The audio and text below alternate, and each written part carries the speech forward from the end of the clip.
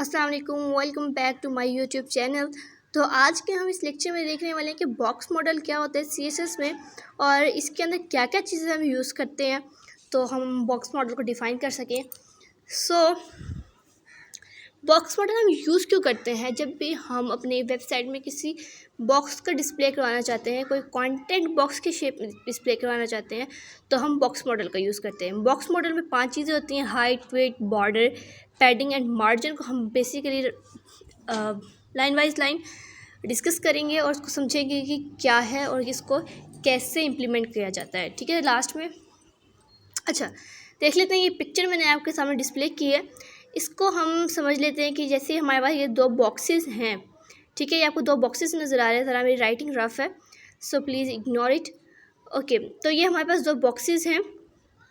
इन 2 boxes की कुछ length होगी और कुछ विड्थ होगी। ठीक है, अब इसकी लंबाई और चौड़ाई भी हमें खुद डिफ़ाइन करनी होगी। और अभी आप देख सकते हैं बॉक्स के अंदर एक पिक्चर नज़र आ रही है, ये हमारा कंटेंट है बेसिकली। ठीक है, कंटेंट हमारा कुछ भी हो सकता है, टेक्स्ट हो सकता है, पैराग्राफ हो सकते हैं, पिक्चर हो सकती है, each and everything is our content. ठीक है, ओके, उसके बाद देख लेते हैं ये जो कंटेंट और बॉर्डर के दरमियान में जो फासला आपको नज़र आ रहा है, जिसको मैं हाईलाइट कर रही हूँ, तो इसको कहते हैं पैडिंग। जब हम बॉक्स मॉडल डिज़ाइन करते हैं तो फिर हमें पैडिंग भी बतानी पड़ती है, मार्जिन भी बतानी पड़ती है, कंटेंट भी बताना पड़ता है, उसका बॉर्डर और उसकी लेंथ और विड्थ बतानी पड़ती है, जैसे हमने पिछली स्लाइड्स में देखा।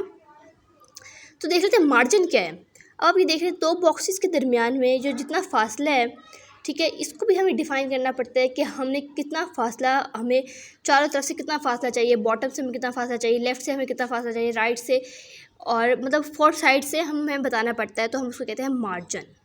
ठीक है, इसके बाद होता है बॉर्डर। बॉर्डर भी हम डिफ़ाइन करते हैं। जो आपको ब्लैक लाइन नज़र आ रही है, ये हमारा बॉर्डर होता है। ठीक है, तो ये मैं आपको पहले बता चुकी है कि हमें लेंथ और विड्थ भी इसकी, जैसे ये विड्थ है आपको नज़र आ रही है, और हम इसकी हाइट भी इसकी डिफ़ाइन करनी पड़ती है कि हमें क्या रखनी है। ठीक है, तो मूव करते हैं नेक्स्ट स्लाइड पर और समझते हैं कि हाइट क्या है। ठीक है, अब क्या, by default it set the content area height of the element. इसका मतलब ये कि हम जितना कंटेंट दे रहे होंगे उसके मुताबिक खुद ही अपनी बाय डिफ़ॉल्ट हाइट खुद फिक्स कर लेगा। अगर हम चाहते हैं कि हम फिर भी हाइट बताएं उसको कि हमारे बॉक्स की कितनी हाइट होनी चाहिए, तो हम यूजिंग दिस साइंटेक्स हम हाइट बता सकते हैं। और इसी तरह विड्थ भी होती है, जो बाय डिफ़ॉल्ट हम कंटेंट खुद ही एलोकेट कर लेता है, और अगर हम उसको चाहे तो हम उसकी विड्थ को भी फिक्स कर सकते हैं यूजिंग दिस साइंटेक्स। इस तरह से हम इसकी विड्थ को भी फिक्स कर सकते हैं। ओके, सो ये तो हमें समझ लिया कि लेंथ और विड्थ को अगर हम ना भी बताएं तो चलेगा।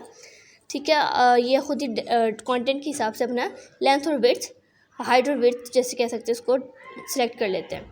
उसके बाद देख लेते हैं बॉर्डर क्या होता है। सबसे इंपॉर्टेंट चीज़ है border. Use to set an elements border. कैसे, क्यों यूज़ होते हैं एलिमेंट बॉर्डर को सेट करने के लिए यूज़ करते हैं हम बॉर्डर को। ठीक है, अब बॉर्डर में 3 चीज़ें हम डिफ़ाइन करते हैं। सबसे पहले होते हैं बॉर्डर की width, border style and border colour. ठीक है, अब बॉर्डर विड्थ क्या है?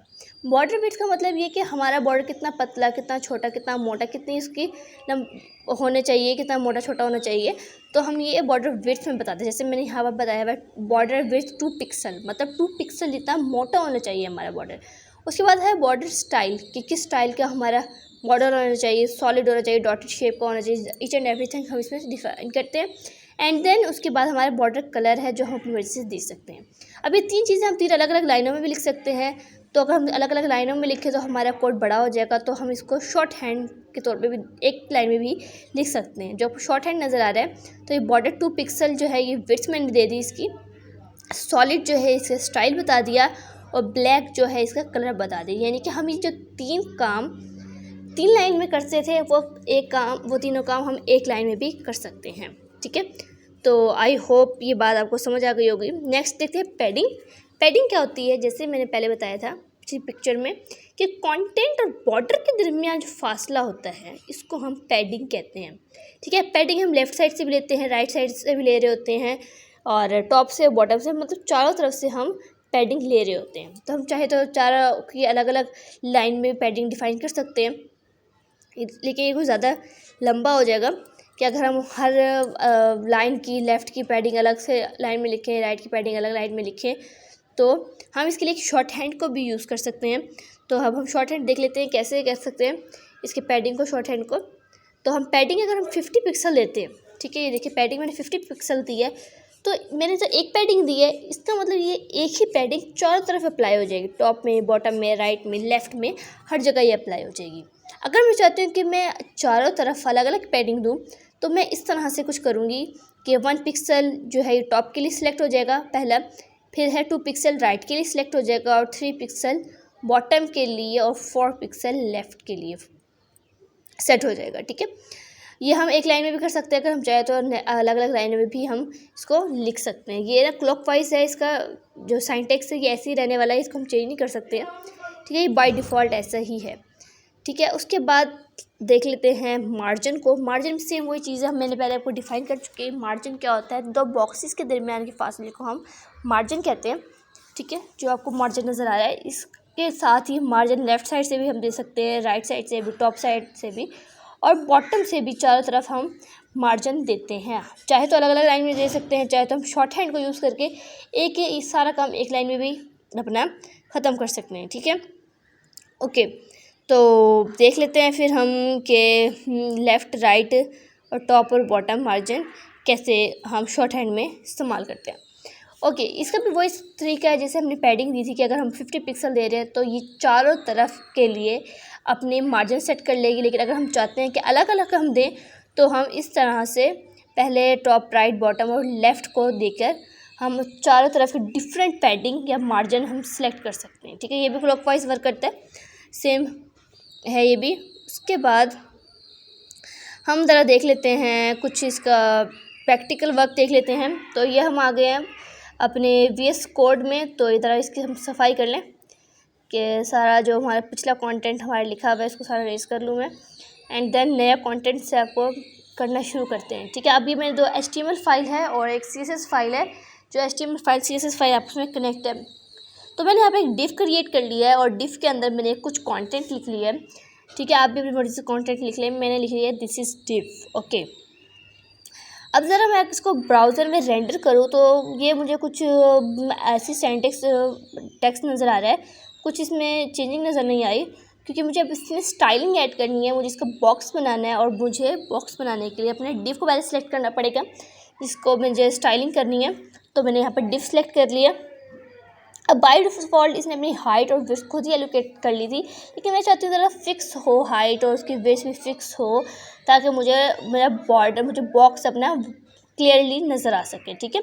तो मैंने यहाँ पर हाइट 20 पिक्सल दे दी है और इसकी विड्थ भी मैंने 20 पिक्सल दे दी है। अब मैं इसका ज़रा बॉर्डर डिफ़ाइन कर दूँ कि मुझे बॉर्डर कैसे चाहिए। जनरली मैं 2 पिक्सल सॉलिड ब्लैक यूज़ करती हूँ। आप अपनी मर्ज़ी से जितना मर्ज़ी मोटा बॉर्डर, पतला बॉर्डर रखना चाहे, जो मर्ज़ी कलर रखना चाहे आप रख सकते हैं। तो मैंने स्टाइल भी सॉलिड ही रखती हूँ, बेसिकली ज़्यादा सॉलिड ही यूज़ होता है। देन ये देखें, मेरा बॉक्स छोटा है और मेरा कंटेंट बड़ा है, तो ये हमारा कंटेंट ओवरलैप हो गया है, ओवरफ्लो हो गया, सॉरी। तो अब मैं ज़रा इसको ना अपनी ज़रा हाइट और विड्थ ज़रा बड़ी कर लूँ, क्योंकि मैंने फ़िक्स कर दी थी ना। अगर मैं फ़िक्स ना करती इसको तो ये कंप्लीट अपना कंटेंट अपने अंदर संभाल लेता है, अपना वो जो बॉक्स है। लेकिन मैंने फ़िक्स कर दिया तो मेरा छोटा बॉर्डर बॉक्स मेरा छोटा हो गया और हमारा कंटेंट बड़ा हो गया। तो अब ये देखें, मैंने इसको बड़ा कर दिया, ज़रा लेंथ और विड्थ को इसको बढ़ा दिया, तो मेरा बॉक्स बड़ा हो गया, उसके अंदर मेरा कंटेंट आपको नज़र आ रहा होगा, ठीक है। तो नेक्स्ट मूव करते हैं कि हम देखते हैं कि अब हम इसके अंदर पैडिंग कैसे इंसर्ट करते हैं। पैडिंग क्या होती है, कंटेंट और बॉक्स के दरमियान में फासले को हम पैडिंग कहते हैं।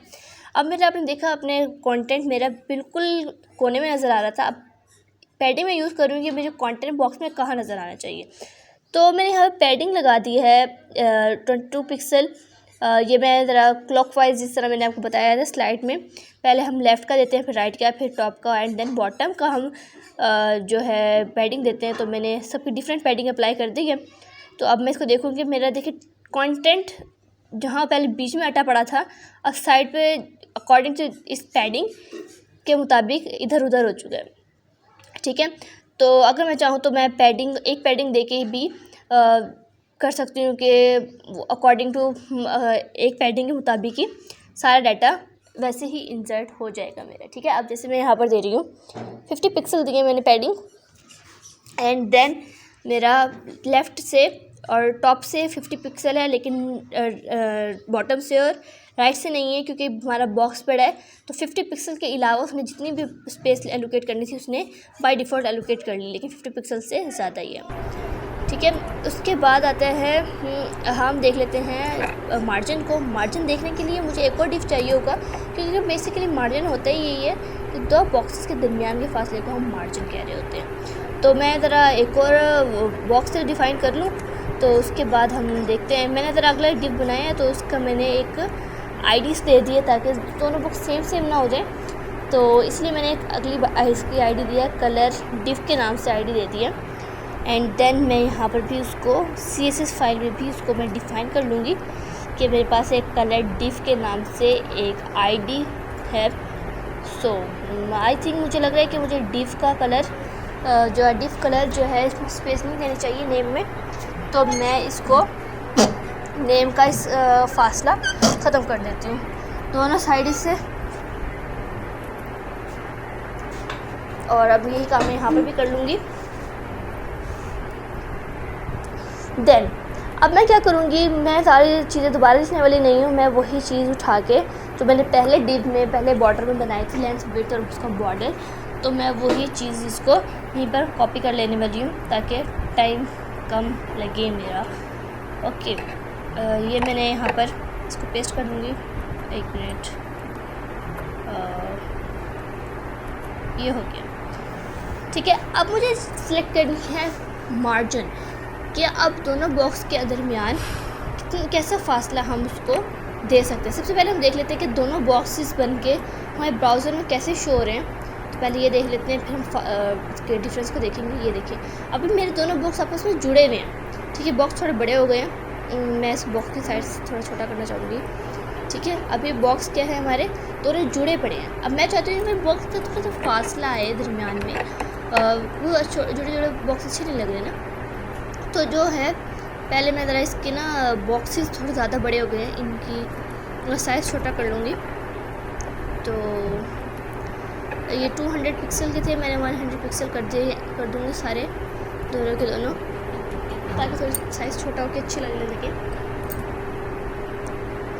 ओके, सो अब मैं इसकी मार्जिन, ये मैं जब जैसे मेरा हो जाएगा, ये हो गया मेरा, अब मैं इसके मार्जिन डिफ़ाइन कर दूँगी। मैंने मार्जिन दे दिया है, लेफ़्ट से मैंने दिया है 23 पिक्सल, राइट से मैंने दिया है 23 पिक्सल, टॉप से मैंने दी है 10 पिक्सल एंड देन बॉटम से दिए मैंने 5 पिक्सल, आई थिंक 9 पिक्सल है। ओके, तो मैं जब इसको शो करूँगी, और ये देखिए मुझे मेरा जितनी मैंने मार्जिन डाली थी लेफ़्ट राइट टॉप बॉटम से, मुझे वही शो होने लगी है। ठीक है, तो बेसिकली ये 5 चीज़ें होती हैं बॉक्स मॉडल के अंदर, लेंथ, विड्थ, हाइट, विड्थ और मार्जिन, पैडिंग और बॉर्डर। तो हम अगर देखना चाहें मार्जिन को, हम सिंगल वैल्यू देख के भी देख सकते हैं, सिंगल वैल्यू चारों तरफ कैसे अप्लाई होती है। तो अब ये इसको देख लेते हैं, बॉक्स कैसे रेंडर हो रहा है। देखिए इक्वली सेपरेट हो गया 50 पिक्सल के अकॉर्डिंग। देन ये था हमारा बॉक्स मॉडल। तो हमने बेसिकली 5 चीज़ें जो थी हमने समझी। पसंद आए तो चैनल को लाइक करते हैं। अल्लाह हाफिज़।